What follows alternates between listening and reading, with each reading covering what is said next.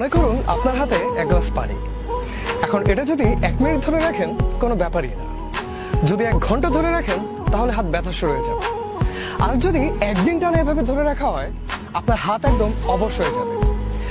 মজার ব্যাপার হচ্ছে এই পুরোটা সময় পানির ওজনের কিন্তু কোনো পরিবর্তন হচ্ছে না, কিন্তু আপনি যত বেশি সময় ধরে রাখবেন গ্লাস, এটা ততই ভারী মনে হতে থাকবে।